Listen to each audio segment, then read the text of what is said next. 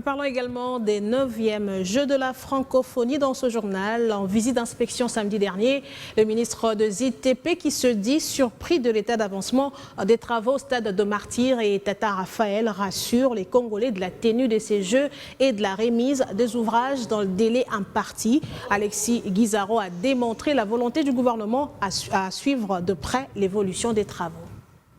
L'on s'achemine petit à petit vers la réalité quant à la tenue de la 9e édition des Jeux de la francophonie à Kinshasa. À ce jour, le niveau d'exécution des travaux est estimé à près de 80%. Le ministre d'État en charge des ITP qui a effectué une visite d'inspection dans les 2 sites qui vont accueillir le jeu s'est dit surpris de l'évolution des travaux. À la fin de ma tournée, qui m'a conduit tant au stade des Martyrs et qu'au stade ici Tata Raphaël, je peux considérer que tous les ouvrages, ce que j'ai pu voir des ouvrages qui sont en cours de réalisation sont encourageants.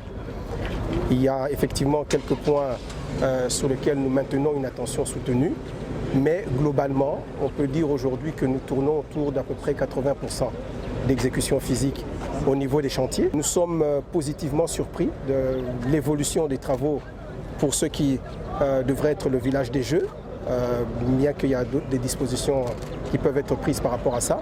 Derrière moi, qu'il y a à peu près 10 bâtiments qui sont déjà montés. Il y a quand même des choses qui sont attendues par rapport surtout aux aspects des compétitions au niveau du football. Pas de panique, tous les sites seront délivrés à temps, rassure le patron des ITP qui loue en même temps la détermination des entreprises contractantes.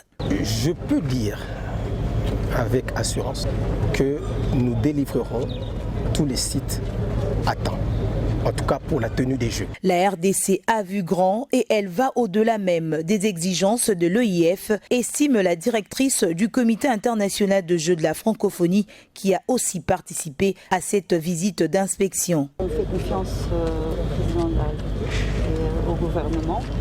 Ce que nous constatons, moi j'étais là, j'ai quitté au mois d'avril, le 15 avril, donc là je suis de retour depuis hier et je vois des grandes évolutions et qui répondent aux normes. Le pays a vu grand parce que c'est au-delà des exigences quand même, je peux vous dire, de l'OIF. Tout ce qui est côté du tennis de table, du judo, donc c'est vraiment de très grande qualité et c'est à la hauteur et de la grandeur de la RDC. Du 28 juillet au 6 août 2023, la capitale congolaise va donc vibrer au rythme du sport et de la culture aux couleurs des pays membres de l'EIF.